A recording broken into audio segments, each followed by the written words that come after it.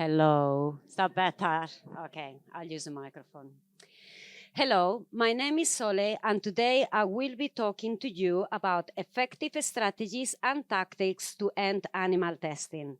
I have been involved in the anti-vivisection movement since the 90s, when I started protesting against Huntingdon Life Science and the UK largest animal testing laboratories and opposing farms that bred animals for vivisection. 28 years later, I'm still campaigning against animal testing. Now at Camp Beagle, a protest camp campaigning to close down a beagle breeding factory supplying over 2,000 beagle puppies a year to toxicology laboratories across the UK. Today, we are going to travel back in history so we can examine how the anti-vivisection movement has evolved, cycled, and adapted since the 19th century to the present day. Then I will evaluate the tactics that had been used throughout history to build an overarching strategy to end animal testing. Using Camp Beagle as an example using Camp Beagle as a contemporaneous example study, I will highlight these tactics and that can be put into practice in current times. So let's get ready for our history journey by first clarifying some basic concepts. A strategy refers to the overarching plan to achieve a long-term vision. Tactics are the different practical steps put in place here and now. So the strategy is the bridge that will take us to our final goal, and the tactics are all the different shaped stones that make up that bridge. A good strategy needs a clear goal, as well as secondary targets acting as stepping stones to build that bridge. In this diagram, the ending animal testing is our final goal, but then each campaign will have their own secondary targets.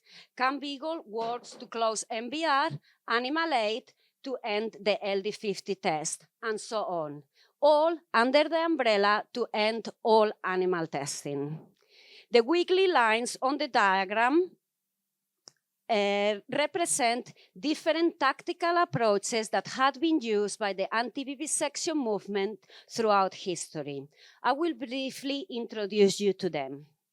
Pressure tactics. They work on relentlessly building pressure over one select target. They can be very useful with a small number of committed people and a good strategy plan. Public exposure is key. All animal testing takes place inside well-secure buildings hidden away from the public eye because they don't want you to learn what happened to these animals. The industry is always boasting about their new latest pill, but they never mention that over 90% of drugs shown to be safe on animals, they go to fail when put through human clinical trials. Political lobbying. Ultimately, it's the regulators and the politicians who can transform the current failing system favoring animal testing into one demanding the use of non-animal methods in all scientific research. The next two are interconnected. On the one hand are the contributions that everyone can make on their everyday life, like boycotting products testing on animals. While on the other hand, by collaborating with one another and other campaigns, the anti-vivisection movement grows in strength. Illegal activities. This covers a wide range of actions, but most emblematic is the liberation of hundreds of animals from laboratories and breeding facilities to live in caring forever homes. The last two are self-explanatory, but I believe they are fundamental to building the bridge that will take us to our long-term vision. To make this list, I have revised the fascinating history of the anti-vivisection movement.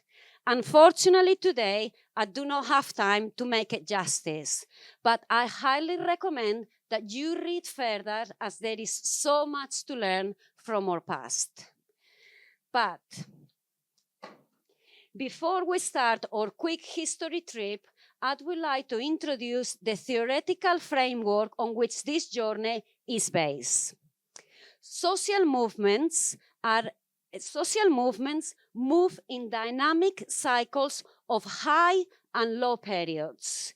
The highs are easily identifiable as thousands of people mobilized to support a cause, but the low points are equally important, as it is at these moments that the grounds are carefully prepared for the new episodes of high activity to flourish. Successful social movements go through this cycle many times, learning, adapting, and building each time until the tipping point for change is reached. So, welcome on board of this fast-moving rocket visiting the highs and lows of the anti-vivisection movement. We will take off in the 19th century, stop along the way at some historical milestones, and land back in the present day, hopefully.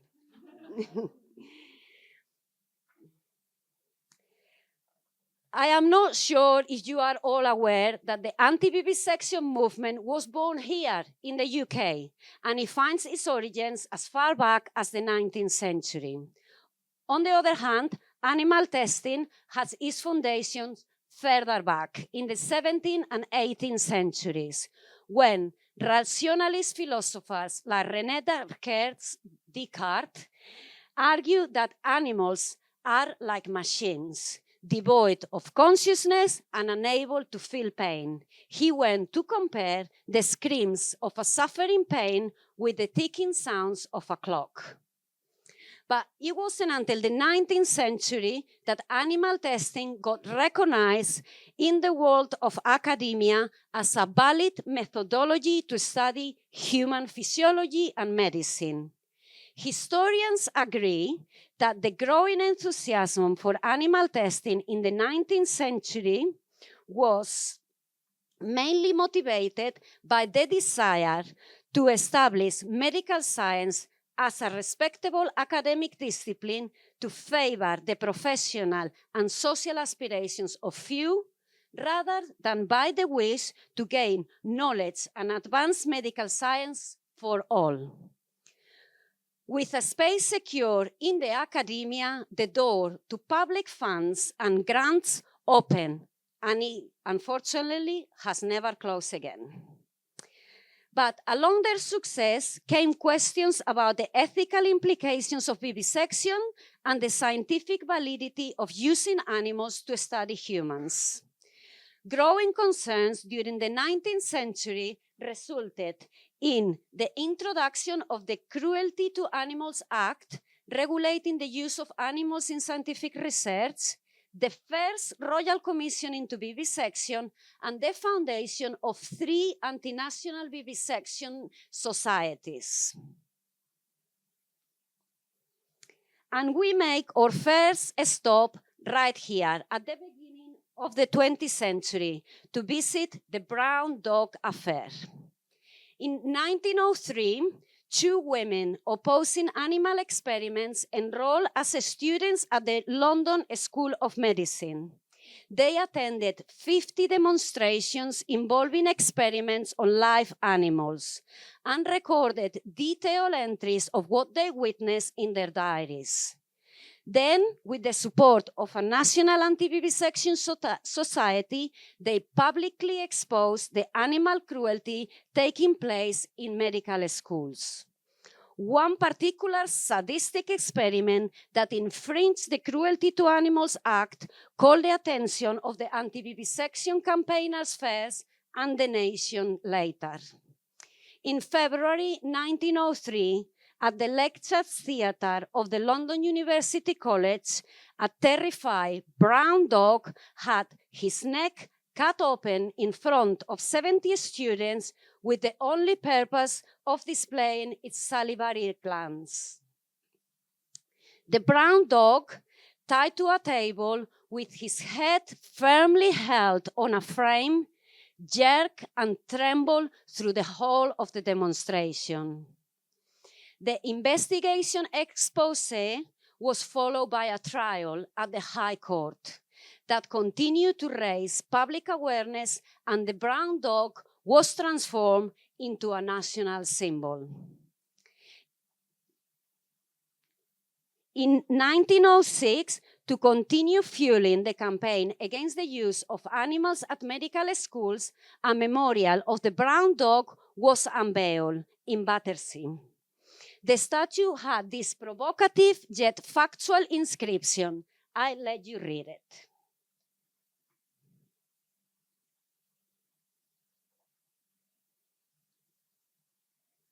Men and women of England, how long shall these things last? I think we can all relate to this 120-year-old meme. The memorial was to become one of the most controversial statues in British history. The medical establishment felt the memorial damaged their professional reputation, so enraged medical students tried to smash the statue in many occasions. At the peak of the conflict, over 1,000 medical students rioted in central London, while anti-vivisection campaigners joined forces with the suffragettes, the trade unionists, socialists, Marxists, and liberals to defend the dog from male privilege attacks. The brown dog... So, the brown dog affair generated immense public awareness for several years, as national, regional, and foreign newspapers reported first on the investigation expose, then on the trial, and then on the public disturbances caused by the statue. Press coverage helped to increase support for the anti-vivisection movement, created public debate, and even led to questions in Parliament about the memorial. As a result of the growing public concern, a second Royal Commission into vivisection was commissioned in 1908.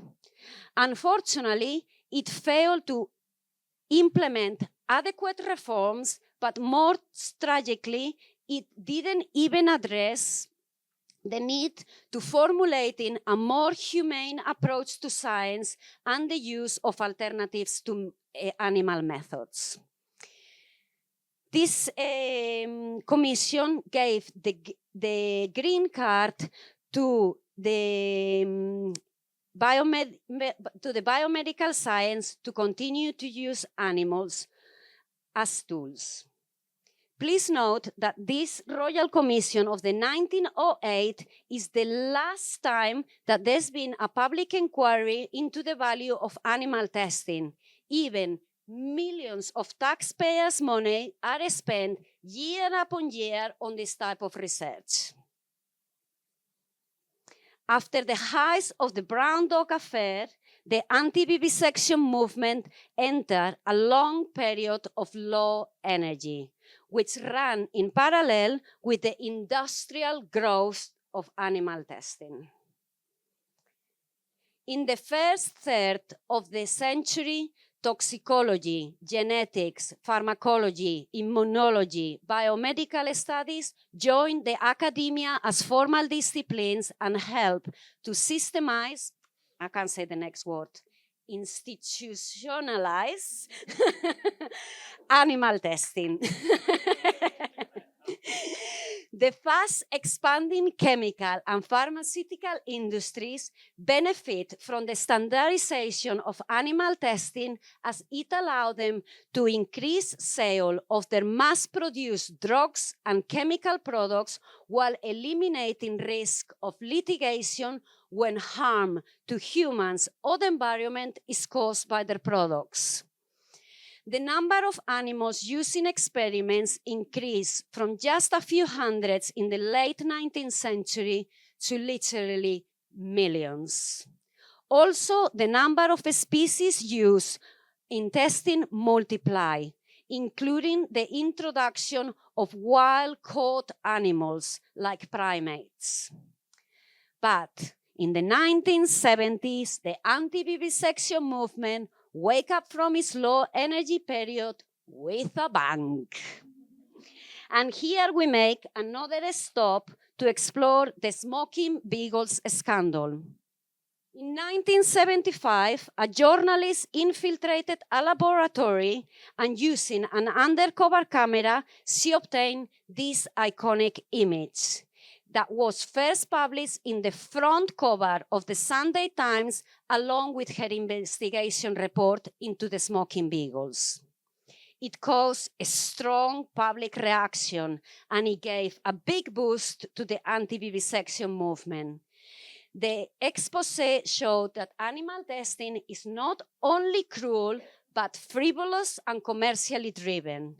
And the shocking images of the beagles smoking tobacco perfectly illustrated the absurdity of testing human safety on other animals.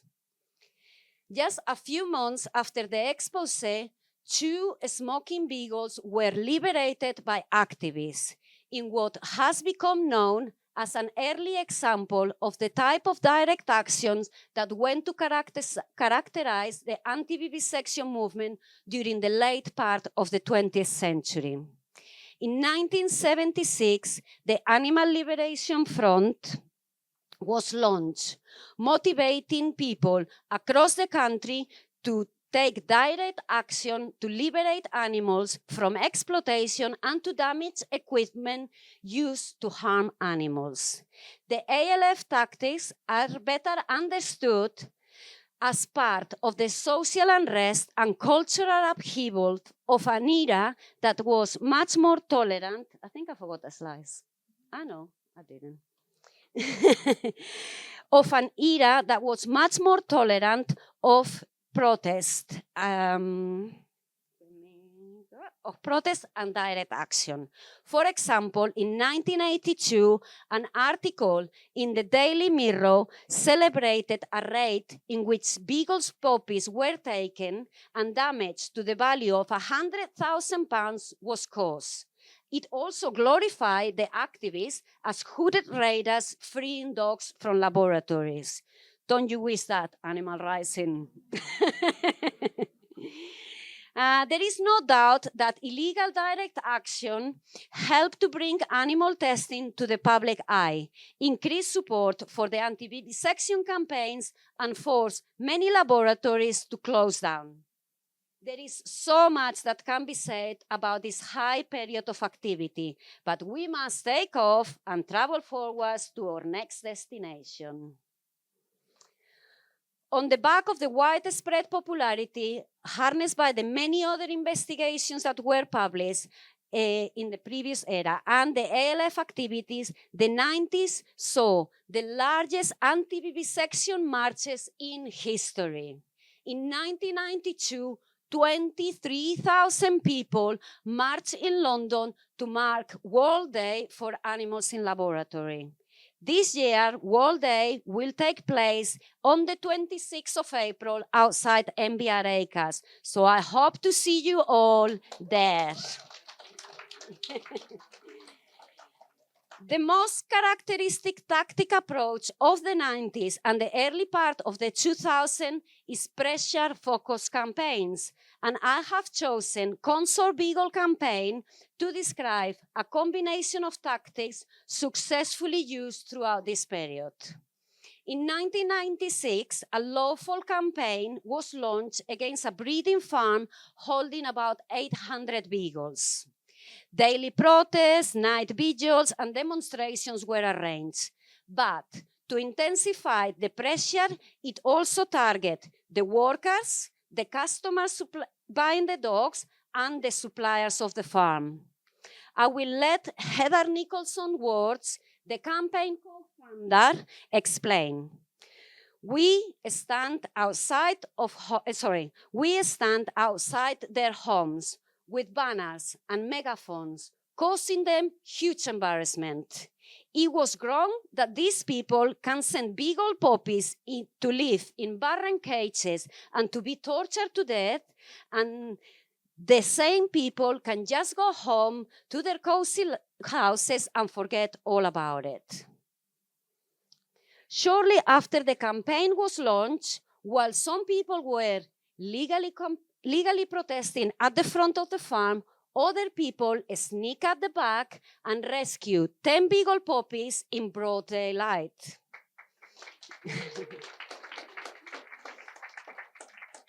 How much real crossover, if any, was there between the lawful campaigners and those involved in illegal activities? One can only speculate.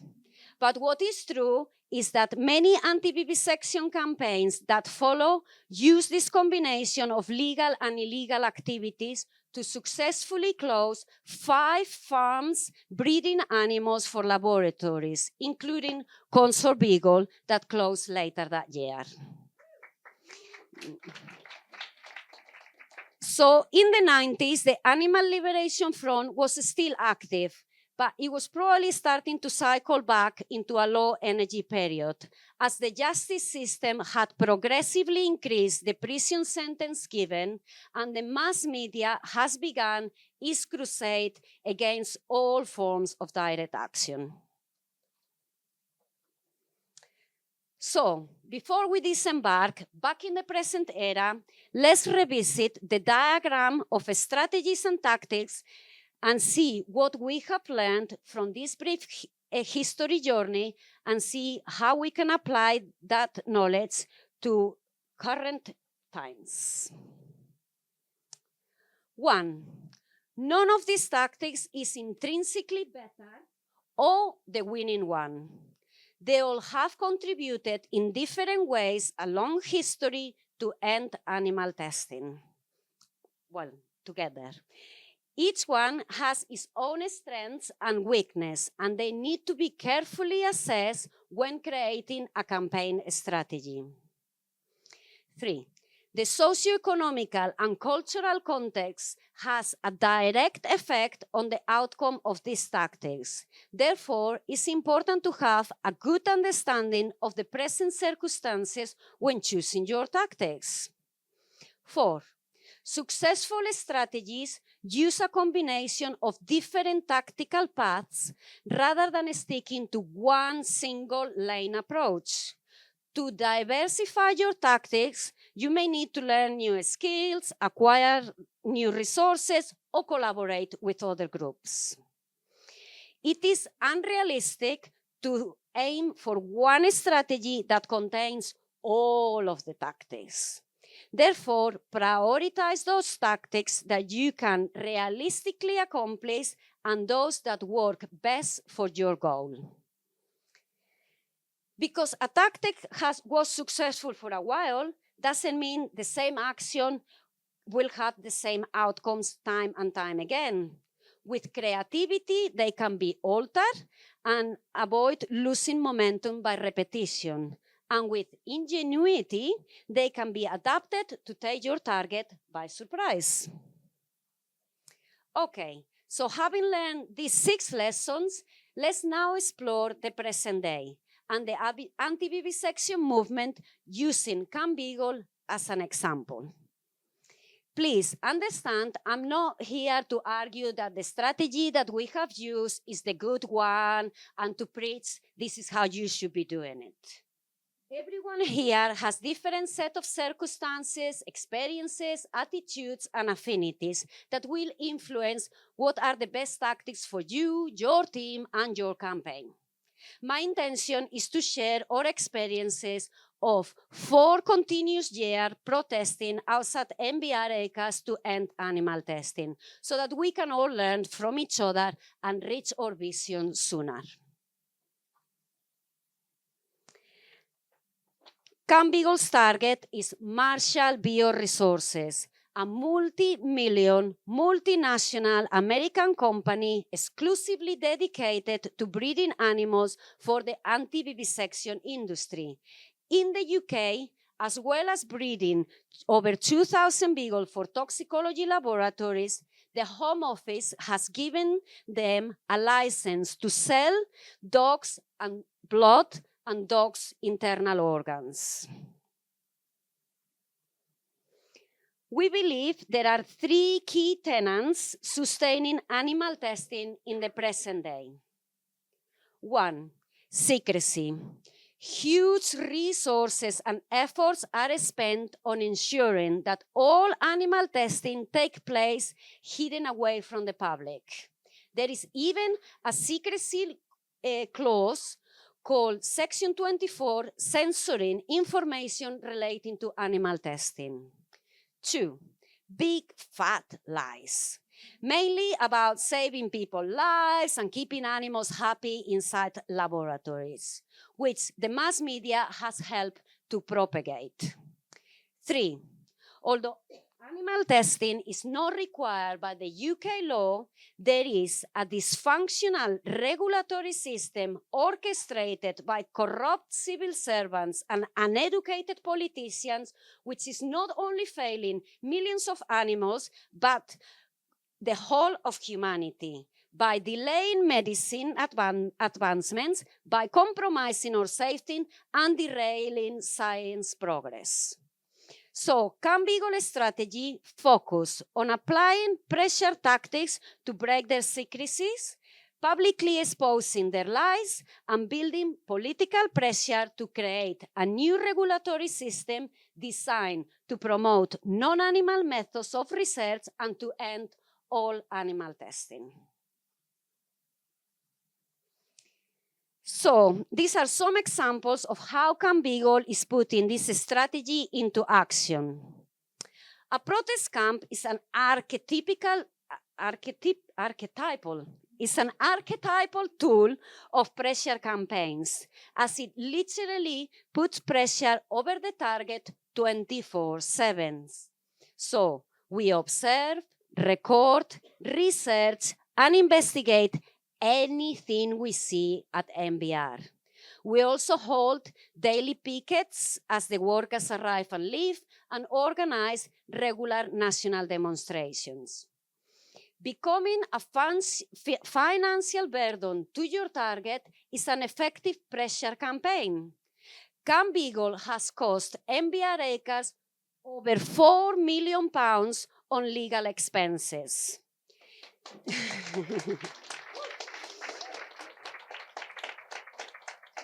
They request an injunction to ban protests within a mile of their breeding site. But their draconian plans completely backfire when earlier this year the Royal Court of Justice upheld the right of people to protest, and therefore the fight goes on. Public exposure. Camp Beagle use a wide variety of tactics designed to expose the dark secrets of MBR and the laboratories where the puppies are sent to die. We believe these exposure tactics have been instrumental in building our campaign. We recorded the first ever images of the beagles inside the breeding sheds using a covert camera. We released footage taken by MBR workers blowing the whistle on the systematic neglect of the mothers, the studs, and the puppies bred inside this hellhole. We fly a drone to capture images of the beagles when they're being moved from shed to shed as they go through the breeding cycle. These heartbreaking images are evidence of the distressing conditions in which these dogs are kept. But in our experience, the press has no interest in exposing animal testing. Therefore, Camp Beagle has worked hard at building a large and committed group of followers on several social media platforms who are happy to share all our exposing videos and continue to raise public awareness. We publish daily updates, promote campaign actions, But importantly, we broadcast live every time bands come to MBR to take poppies to contract laboratories. Political lobbying. Reaching out to politicians while you're living on the side of a road inside of a tent is a bit challenging. But we felt it was important to include at the political angle within our overarching strategy. And parliamentary petitions are a tool available to everyone. We have run 3 parliamentary petitions and collected over 100 signatures each time. Therefore, we have been granted 3 parliamentary debates. Our last petition reached the 100,000 signature target in just 4 days. And it now has over 230,000 signatures. And if you haven't signed it, sign it. Our next parliamentary debate is scheduled for the 28th of April. And once again, we will be standing inside and outside of Parliament to demand change for animals in laboratories. So please come and join us to make history. Collaborations with other anti-vivisection groups strengthens the movement as a whole and each other's campaigns. International collaborations are particularly important because animal testing is a global industry fueled by multinational companies relying on the international trade of animals, like long-tailed monkeys imported from Mauritius and other countries around the globe. Camp Beagle has collaborated with groups from 12 different countries, and as a result, effective, inspiring, and constructive outcomes have been achieved. We have also worked with journalists, filmmakers, photographers, designers, and celebrities to amplify our message and reach a wider section of the public. Personal actions. Everybody at Camp Beagle is a volunteer. So all the work it has come out comes from the personal time, skills, donations, and care of individuals committed to fight animal testing. I've added this last bit quite quickly last night, so apologies. The Camp Beagle campaign does not use tactics involving illegal activities, but we want the protest camp to remain active and able to continue putting pressure on MBR and exposing the suffering of the beagles. But we are delighted that Animal Rising broke in and liberated 25 puppies from MBR acres. They are now facing very serious criminal charges, and so they need your support. And their trial will help to generate more public awareness about the suffering of laboratory animals. So, my advice to anyone interested in the fight to end animal testing is: draw inspiration from our history. Learn from the experience of other anti-vivisection campaigners and evaluate the present socio-economical context and cultural circumstances so you can be well equipped to decide which tactics are best suited for your campaign and decide how to put them into action.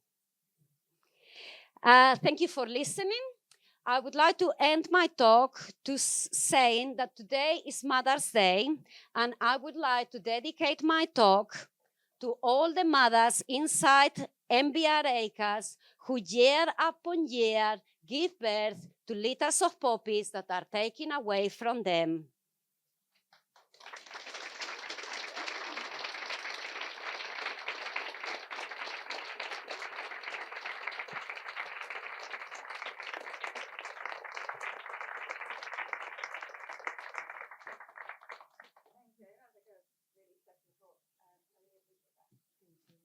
We only have 5 minutes and a If you want your question answered, or if you want a particular question answered, please use the voting as well as adding more questions.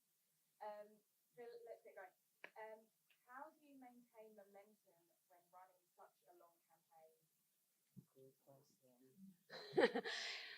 By ingenuity and creativity. Guys, you have to recycle the same ideas. We're only exposing their cruelty, but how you do it, am I still working? Yeah. But how you do it, it requires sitting down, redrawing the plan, changing the angle, recycling things. But yeah, it is difficult. We mainly give bad news, which is another problem we got. It's like, hey, more bad news. Hey, another day, the puppies are suffering. And people like good news, so that's another problem of this campaign. Labour have said they plan to phase out animal testing. How do we make sure this happens? And if it does happen as quickly as possible? So Labour have said this before, and they have let us down before. So it's very important that we do not let them to do this again to us and to these beagles and the rest of the animals. Guys, my experience, I've done lots of grassroots campaigning and never really dealt so much with this political lobbying. It's a bit new to me, but I'm having to learn fast. And my first lesson is that MPs are fully uneducated about animal testing. They haven't got a clue. So please contact them, send them information, go to their surgeries and educate them. You usually send these standard replies that are written by civil servants. They haven't got a clue. It's just, yeah, next one. So yes, education. We do not feel that there is one party that is better than the other. We can only talk of individual MPs from all the different parties and independent ones who who have educated themselves and are able to stand and speak for these animals. And I think we just have one more. What is the most important thing that Animals and Science Regulation Unit could improve on to stop breaches of ASDA and ultimately end animal testing? People that can do who? Animal and Science Regulation Unit. Yeah, well, to disappear, to go away. It needs to be ditched on the bin and started again. At the moment, they're asking the scientific committee how to end animal testing, but that is their job. So how can you ask somebody to end their own job? They're never gonna do it. They keep saying, oh, we're not there yet, we haven't got the technology. Only 1% of all the public funding dedicated to scientific research goes to non-animal methods. 1%. 99 goes to animal testing. And they said, we're not there yet. Well, we are there yet, and that's with only 1% of money. If they give us 20, 50, 60, 80, 90, and 100% of all the money, we will not only be there, we will be 100 million steps forwards.